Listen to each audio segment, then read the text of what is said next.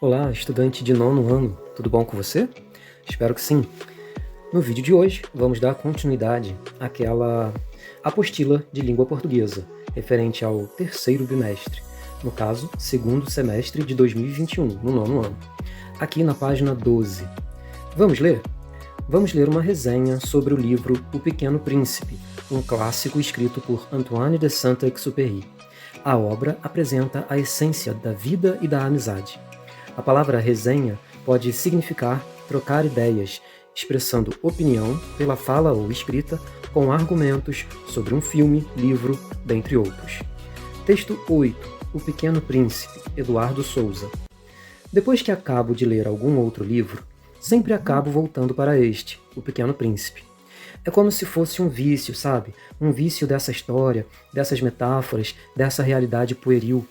O livro, além de tudo, é mágico, é surreal, é real, é impressionante.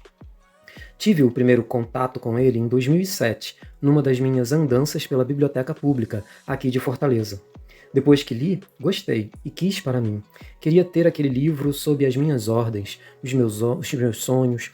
Daí que depois de um tempo, ganhei de presente da minha irmã e tenho até hoje, conservado em uma redoma de amor e paixão. Mas vamos falar sobre o livro, que é o que vocês estão esperando, não é mesmo? A narrativa é metafórica, com ilustrações e de uma linguagem clássica, mostrando a história de um pequeno príncipe, único habitante de um asteroide. Ele vive junto a uma rosa na qual ele tem um grande amor.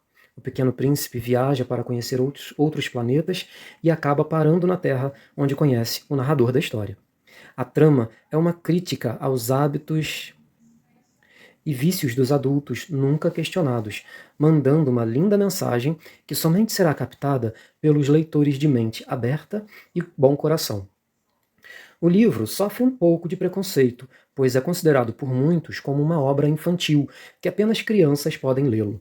Mas estão enganados, já que essa talvez tenha sido a ideia do autor ao escrever a obra. Você não precisa ser uma criança para ler o livro. Apenas precisa deixar de agir como um adulto o tempo todo e tentar enxergar o mundo com menos preocupação e mais pureza. O livro também é dono de citações memoráveis. Quem nunca ouviu ou disse alguma vez frases como "Tu te tornas eternamente responsável por aquilo que cativas" ou "O essencial é invisível aos olhos"? Citações belíssimas que guardam uma sabedoria imensa. Nunca havia lido um livro que com tão poucas páginas mexesse tanto comigo. É quase impossível não se apaixonar pelo Pequeno Príncipe e pela lição que ele nos deixa, que precisamos mais do que nunca ver o mundo com os olhos de uma criança. Esse texto foi escrito em prosa ou em verso? A resposta é que esse texto foi escrito em prosa. Nós temos parágrafos aqui, vejamos quantos. 1, 2, 3, 4 parágrafos. E esse texto foi constituído em linguagem verbal, linguagem não verbal ou linguagem mista? A resposta é linguagem verbal, porque nós temos somente palavras na composição desse texto 8. Número 1. Que tese ou reflexão principal é expressa na resenha? Tese é a mesma coisa que opinião a ser defendida. E aí, qual é essa reflexão expressa nessa resenha?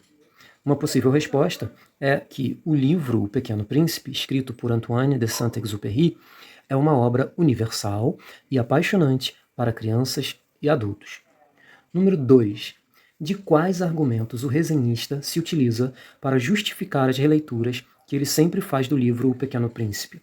Repare que nesse número 2 nós temos o plural aqui, olha, quais argumentos. Então tem que ser mais de um argumento. Vamos lá verificar. O resenhista. Quais argumentos seriam esses? Bom, primeiro é de que o resenhista conta que sempre lê a obra como se fosse um vício, porque gosta muito das histórias que envolvem metáforas. Um universo mágico e impressionante. Então esses são os argumentos que ele se utiliza para justificar as releituras que ele sempre faz desse livro. Porque é como se fosse um vício e porque ele gosta muito das histórias que envolvem metáforas, universo mágico e impressionante. Número 3. Que efeito de sentido apresenta a repetição do verbo destacado em "O livro, além de tudo, é mágico, é surreal, é real, é impressionante"? Bom, Sempre que você se depara com uma repetição, é para reforçar algo, para dar ênfase em algo. A ênfase é dada, então, olha a resposta, nas impressões afirmativas sobre a obra, sobre esse livro. Número 4. Releia o primeiro parágrafo e diga qual circunstância tem a palavra destacada. Então vamos para o primeiro parágrafo e nós vamos encontrar aqui no primeiro parágrafo a palavra aqui. Esta palavra aqui indica uma ideia de quê? É uma ideia, uma circunstância, veja, circunstância ou ideia de lugar. Número 5.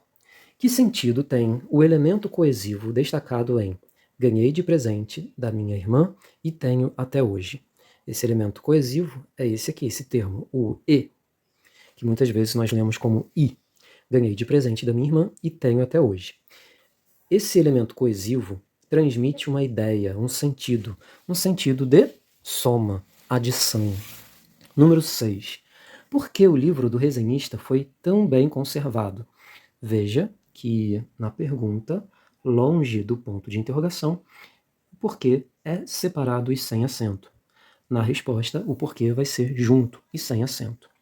Então, número 6. Por que o livro do resenhista foi tão bem conservado? Uma possível resposta é: além de ter sido um presente dado pela irmã, o resenhista demonstra bons sentimentos ou afetos pelo livro. Esse é o porquê. Número 7.